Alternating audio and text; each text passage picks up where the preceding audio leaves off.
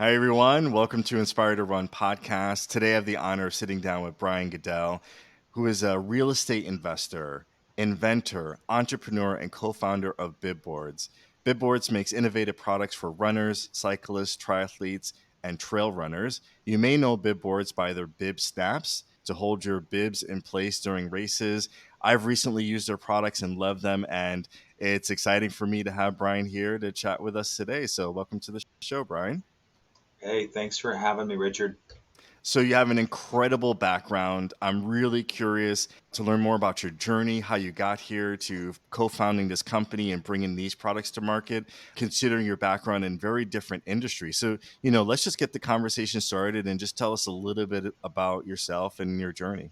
Yeah, journey way back in my 46 young years, I got into sports. I am actually a former collegiate football player and basketball player. My background is my mom played sports and my dad played at USC in baseball, and he also played for what I like to say, he likes to say, a cup of coffee with the Pittsburgh Pirates and the Yankees. I've got a brother who's in sports. He played baseball, played for the Florida Marlins, and Steve played also with the Atlanta Braves. And my grandfather was an athlete, played professional baseball, whatnot, in Santa Clara. So my background is in sports, and then I went to Texas Tech and Idaho State, and football was my thing.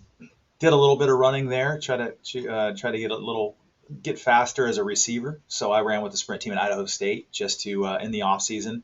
When I realized how fast people that run really are, it's different football speed versus track speed.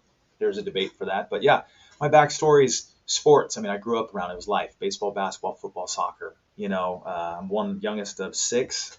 Yeah, so when I was done with college football, I did try out for the NFL. Things didn't work out, and in 1999, 2000, I did the whole NFL Europe tryouts. Didn't work out. Had some XFL tryouts. Tried out for over 20 NFL teams. Did some arena football stuff. But when I got into real estate, I had an opportunity to play for an old coach of mine, Fred Blitnikoff Jr. He was an arena coach. I was already making what I call a living and big kid money. So I was already I think I was 28, and I was like, okay, football's done. So yeah, sports into transitions into real estate in the early 2000s, and yeah, back up in college, I was actually inventing something with a best friend of mine. We invented the keychain breathalyzer. So it was a blood alcohol level content digital reader that went on a keychain. So that was actually something that Anthony and I started, and then it was taken by Sharper Image. Funny enough, story. But yeah, then him and I invented another product called Dip Tops, a spill resistant lid that goes on beverage cans, and that did pretty well. We sold millions of those, and yeah, so I've yeah. To answer your question, sports into transitioning into real estate and inventing. That's fantastic. And I'm so fascinated by your background because this is an area that I didn't take that path in life, but I've always been fascinated by entrepreneurship and inventing. So really want to kind of learn through your journey and the things that you've done and what led you to even where you are today with BibBoards. You've done a lot of different things or I said sorry, different companies during your life. So like how did you choose to focus in one area versus another? Like how what kind of brought you to dip tops and then kind of the bib wars, which is something that's pretty different. Yeah, that's a great question. Rob Greenspoon is my business partner in this venture. Rob's a runner. Rob's also a patent and trademark attorney by day. Rob and I were friends from him enforcing my previous invention, dip tops. We had someone that stole our idea and were pitching it. They were selling it to a big company called 7-Eleven. And Rob helped me out. He helped me out in 90 days. We won a case against this company, which was a very large company.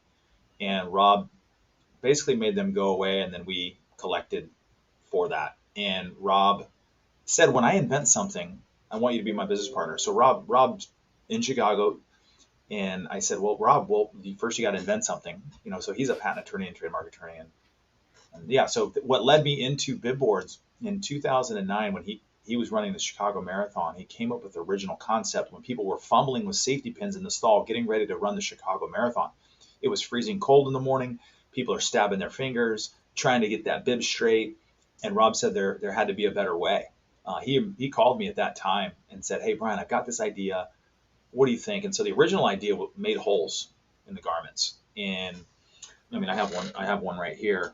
This one's for Abbott World Marathon Majors. And I said, well, that's just interesting because safety pins make holes. I know enough.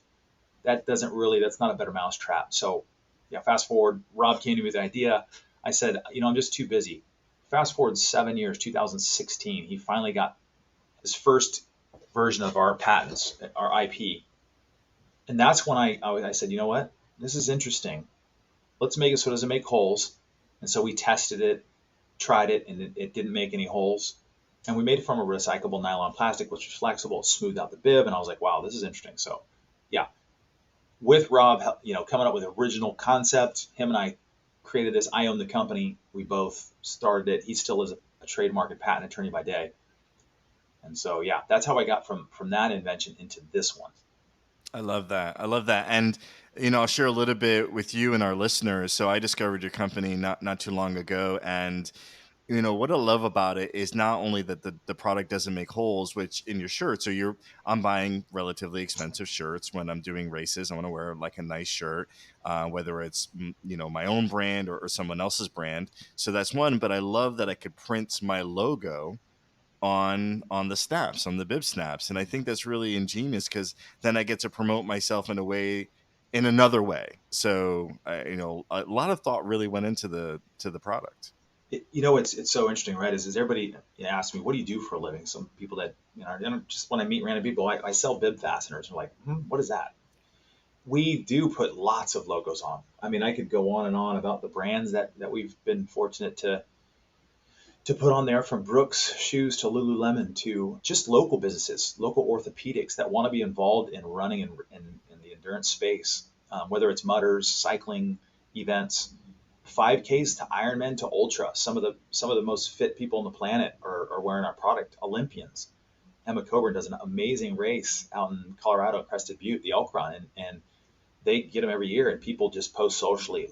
They love them. They love them because people don't like safety pins. But yeah, the whole solve is there's 250 million safety pins out there on an annual basis, and that it really doesn't have to be. Ours are recyclable, ours are reusable. They don't get left on the race course, in the streets. So yeah, I think the same reason you like to put a logo on there. I think it's funny is most people put pictures of their family, friends, and then pets. A lot of dogs come through our customized tool. Cats had some interesting stuff. Snakes actually too. I never thought of that. Oh man, so I guess if my wife listens to this episode, she's gonna want me to do that next and put a photo of our miniature schnauzer on some bib snaps. So that's really interesting, and that's really great to hear that there's so many different opportunities for someone to bring their personality or bring it to life. Kind of through those bib Mm. snaps. Yeah, kind of going back to the invention concept, I think what's fun about, like in the endurance running space, this is 100-year-old technology. And in running specifically and cycling, everything's about breathable, aerodynamic, comfort, no chafing, shoes that catapult you further, faster, to improve times. Everything's really geared to get better, more efficient, more sustainable, and we're still using safety pins. And so I think that's where we want to come in and we're in run retail stores and fleet feets and things like that. But we work with a lot of race directors and just the feedback. I remember just a quick story is like when we first started at the Beta Breakers race here in San Francisco, there's 50,000 people that run this. And we set up a 10 by 10 booth and I'm with my wife and Rob and we had 10 designs. We brought about 500 and a spinning rack and people walked by and were pointing at us. And I didn't know if they were laughing at us or they were like, whoa, what is that? And sure enough, they all came in and started crowding our booth. Well, we ended up selling out, which is really cool. And I was like, man, well, I hope one day we get a 5-star review. That would be really awesome. And sure enough, we got a 5-star review. Love the product, hate safety pins. Then I was like, man, I hope we can get 10. And then, people will really, well, and it happened. but we have 20,000 reviews now, and I think almost it's a 4.8, so it's like almost 98% are 5-star reviews, and it's just really humbling and cool to see that that many people embraced the concept and idea that Rob and I came up with. Hmm. Hmm. And I love what you said about how there's innovation in many other aspects of sports, or especially for runners. But this is an area that there wasn't any innovation for such a long time, and you were able to bring that. That's really interesting. And I'd love to learn a little bit about your journey. So I'm sure not right out of the gate everything is successful, right? I'm sure it's a bit of a journey for you. So as an entrepreneur, what do you think would be, or what would you say are kind of your biggest obstacles, along that journey, and how'd you overcome them? I think the biggest obstacle is like overcoming the fear of failure. It's like I think maybe it's like signing up for a marathon that you're scared to do, or should I really do it? Am I really going to finish? What happens if I get in and I want to quit? Same thing in entrepreneurs. Like, can I invent? Absolutely, anybody can invent ideas. People are very creative and come up with ideas. It's I think the biggest hurdle we had to come up that I've all had to come up over would probably be, when we started this, we funded it ourselves. We didn't go ask anybody else. It's kind of going from something that an industry that I was doing well before, but going, wait a minute, everybody in endurance that I spoke to didn't like this. And I'm like, wait, there's an opportunity. There's 250 million safety pins. There's what, 50 to 50 plus million bibs annually. I'm like, wait a minute, if we could do this a quarter at a time, 50 cents at a time, this is a real idea. This is really land grab. So I guess the hurdle would be as going, okay, I'm in. And then actually, my background making products is relatively pretty easy for me. Concepts, ideas, but the market research just showed that if I don't get in that, like I got to get in this and go. So I don't know. Does that answer your question? It does, and it's really interesting. So, having a business background myself, I'm listening to kind of what you're talking about in terms of that market opportunity, and that's exactly what you start with. Is there, first off, is there a market for this, and then in the second, is there a problem that I could solve? I guess maybe that's first, right? Is there a problem I could solve? Second, is this a real market that I can go after, and that's going to be, you know, relevant?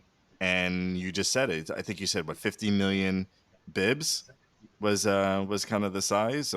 So that's incredible. And then so you said overcoming fear. So it was really just getting started. It wasn't necessarily the act of doing the invention and doing the product development. It was like, should I invest and should I put my time and energy into this idea, and will I be successful?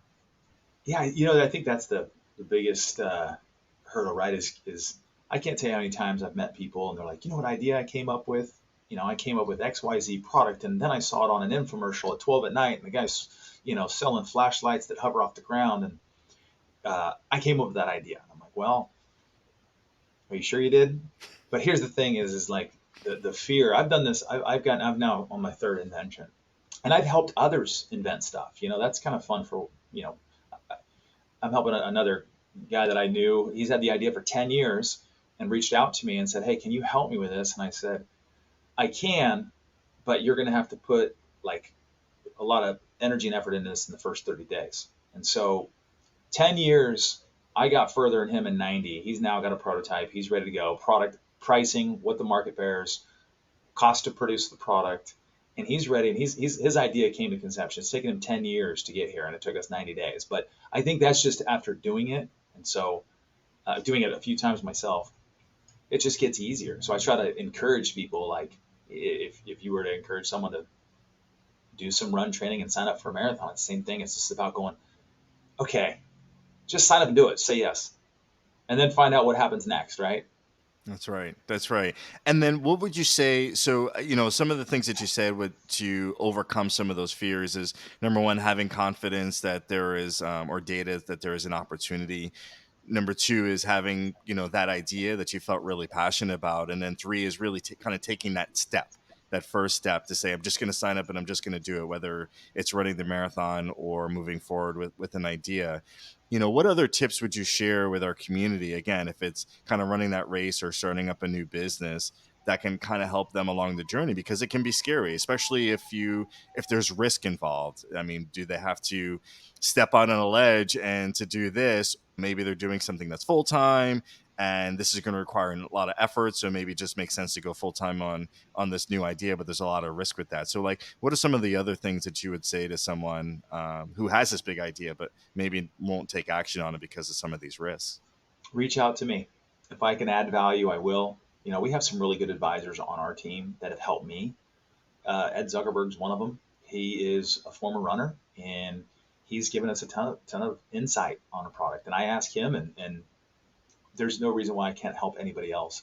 If somebody said, "Hey, I've got a concept, an idea," a lot of times, him, and then I've got another guy who started a company called Pop Sockets who helped us out a lot. And he's also, he's done those ultra crazy races, those 150-mile Leadville races and whatnot.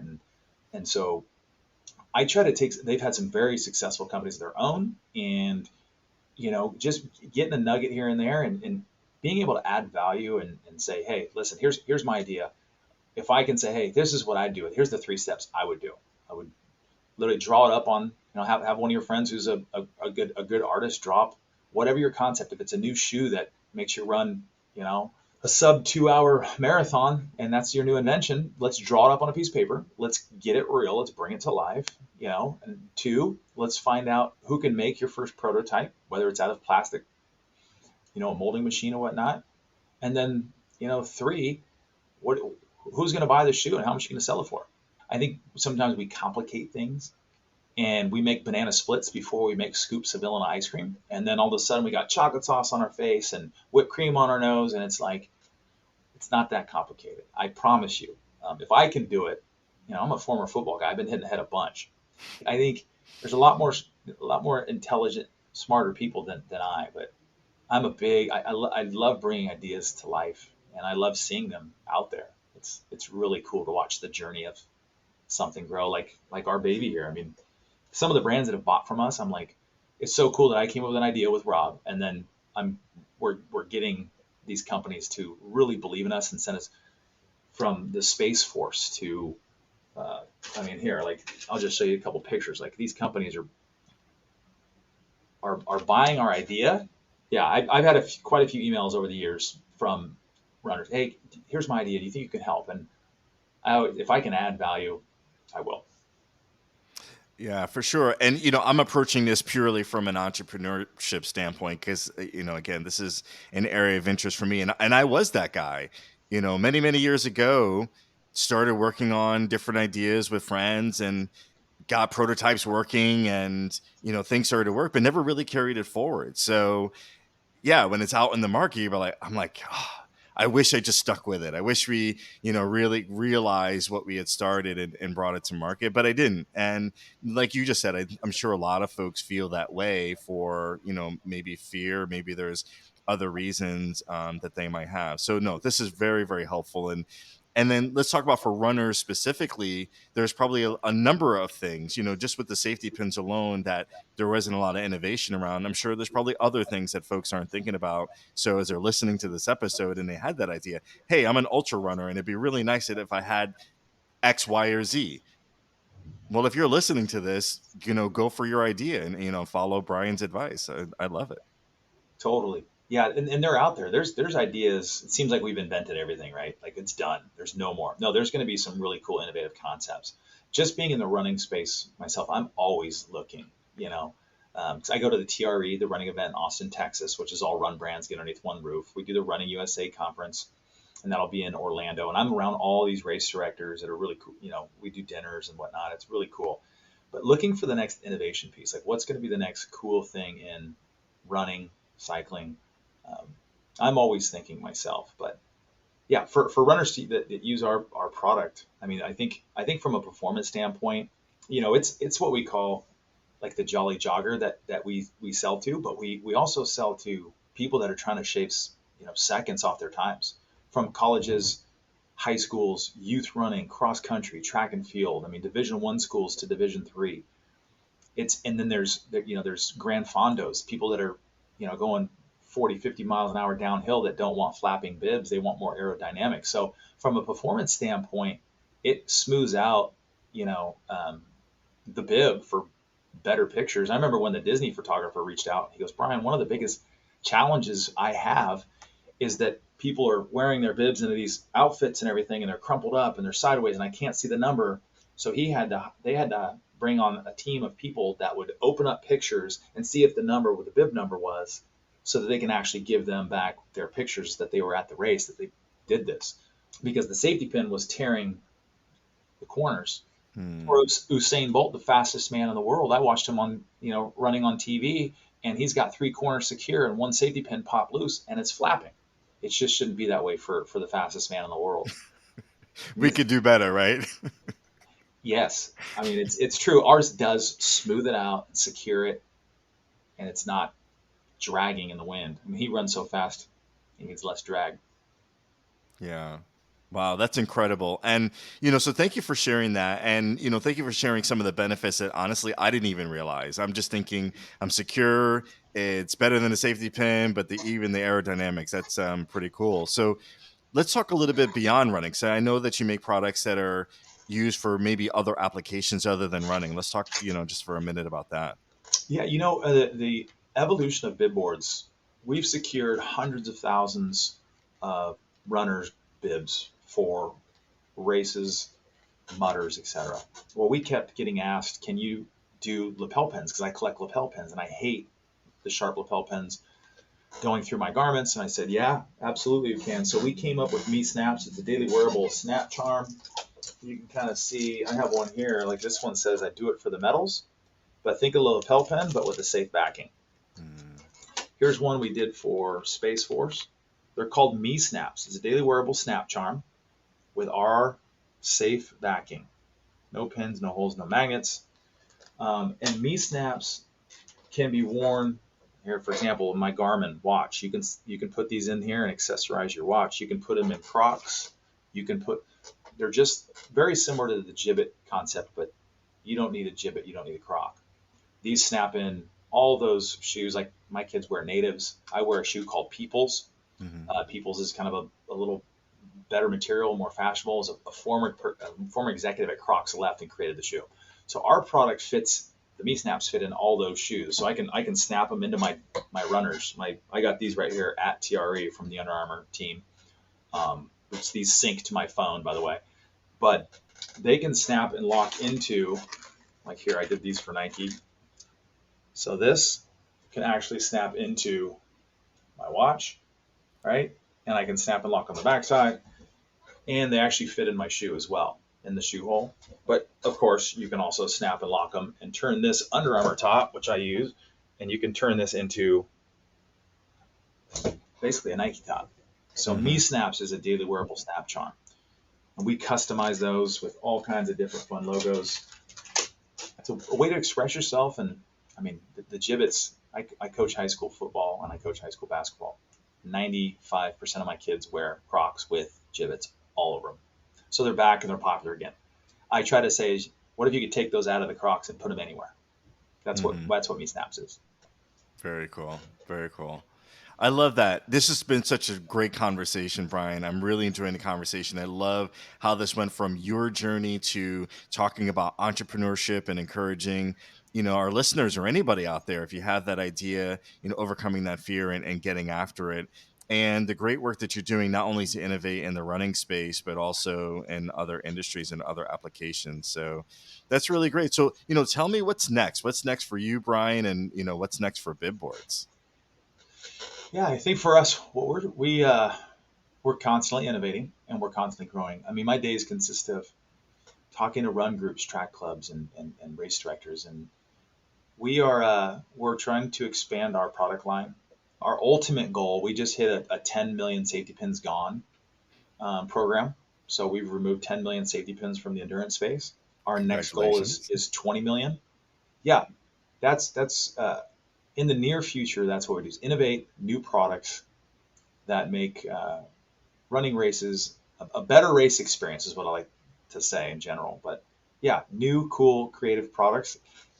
Things I can tell you about, and things I can't tell you about. Okay. Where should we go next? Do you want to talk The about things things you can't tell me about? the things I can tell you about are our Me Snaps, our what we call our mini medals. The things I can't tell you about are the next great wave of cool stuff that's coming into the space that no one's done. All right. Well, we'll be looking forward to that. So, tell us, how can, our listeners find you and follow you online, and, kind of watch out, look for your great products that you have today, and watch out for the innovative products you're going to come in the future. Yeah, I think the easiest way, you can email us, you can go to our website, you can follow us on our Instagram, hit us up on Messenger. If you have any questions or ideas, share them. Facebook, Instagram, we're on TikTok, email, but our website's easy. You can fill it out.